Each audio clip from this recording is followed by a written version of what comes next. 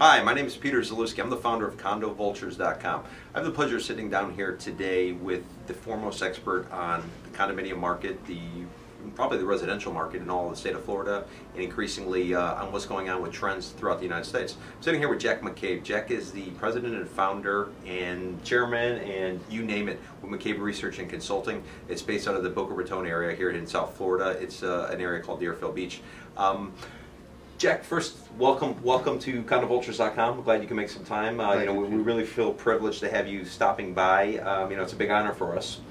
For people who don't know how you got to where you are, can you give us a little bit of a background about, in my opinion, and I've been in South Florida since 1993, you were sort of the one who was ahead of the curve in calling and predicting what was ultimately going to happen 4 or 5 years after you actually you called it. So I'm just wondering, can you tell us a little bit about how you were able to do that and why you were able to do that, and a little bit about your background?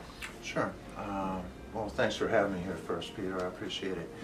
I started out in real estate in 1982, and I was a sales representative for a home builder, and somewhat worked my way up through the ranks into sales management, division management.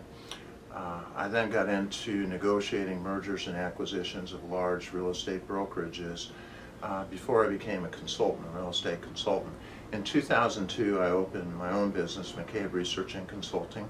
We specialized in multifamily research to begin with, and we found that there was a great need down here in South Florida. Nobody was really doing it well, and from what I could see, the shift was on from the majority of residential construction being single-family homes to multifamily homes as we ran out of land down here and people were seeking more of an urban lifestyle.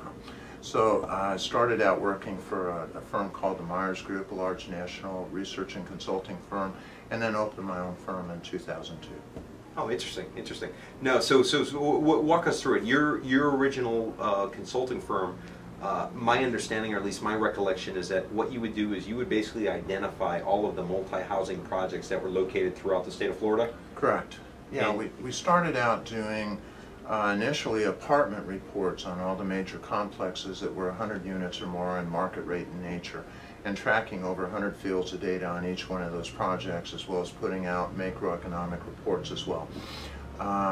Once we saw that many of the apartment complexes were being bought by condo conversion firms looking to turn the for rent units into for sale units, I started publishing some condominium conversion reports at that point.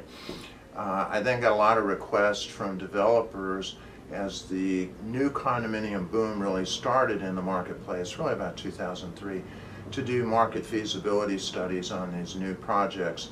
And then I got into consulting work with different lenders, and as the boom-bust cycle is proceeded, now I do a lot of work with hedge funds and private equity groups, investment banks, and I'm also doing a lot of expert witness testimony for large real estate court cases. Interesting. That raises a bunch of questions in my mind. I guess probably the first question, if you could take us back to when you started to see the conversions occurring, what was the general makeup, or what were the characteristics, if you will, of those people who were looking to do the condo conversions? I mean, were these true developers, were these true investors, or were they more the speculator type from what you remember? Well, it was both, actually. We started seeing some developers that recognized that the new condominium prices were going to be very high, and they could take an existing apartment complex and by lipstick on a pig or through gut renovation could change these into for sale units at a much more affordable cost than the new condominiums were. And we saw some large-scale developers, some large-scale condominium converters, as well as some accountants and electricians and lawyers and dentists that also got into condo conversion.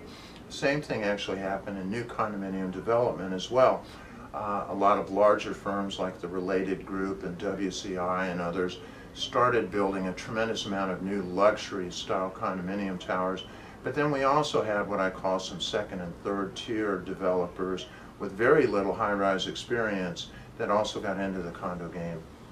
And those second tier type of developers, what for the most part has happened to them? Were many of them able to get out, or are they now sort of stuck with the property, or is the bank stuck with the property?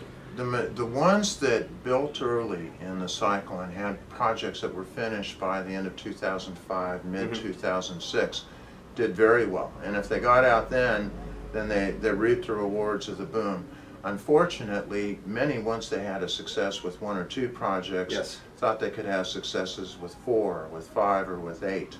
And they heavily leveraged to get the funds to build these properties, to acquire the land for the construction.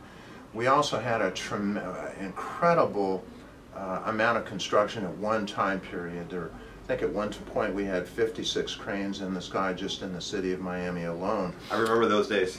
These were all condominium projects, and so there was a shortage of labor, there was a shortage of materials. Construction superintendents were going to another job site to try and pull the day laborers off to come over and work on their building. And we could see that there were problems not just in the amount of units that were being built, not just with the buyers, because these were not buyers that were looking to live in these units. They were speculating that they were going to flip for a quick profit, but also with the construction quality, which is another shoe I think is yet to drop.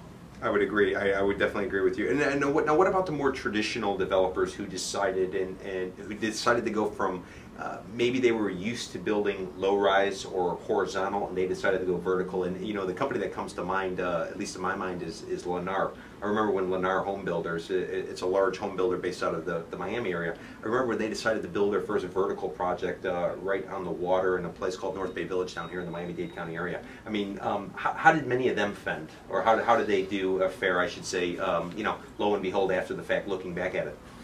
Well, I think Lennar was fairly successful because they got in and out pretty quick. Lennar, most people don't know, also got into condo conversion. Oh, I didn't know that. Yeah, and actually they were not as successful in the condo conversion because they were late to the game. They didn't get into it till the end of 2005 when the market had already shifted. But Lennar did fairly well. Other builders like Related, WCI, Taylor Woodrow, some of the other big names in multifamily construction did very well in the early stages, but we've already seen WCI go bankrupt. Yes. We've seen many other home builders that also endeavored into multifamily, tried to get out of just single family because they saw great opportunity in the multifamily sector, that if they would have stuck with single family, they probably would have done well. But they expanded, they over-leveraged to try and build these projects, and it ultimately has been their demise and will continue to be for other builders in the next 2 years.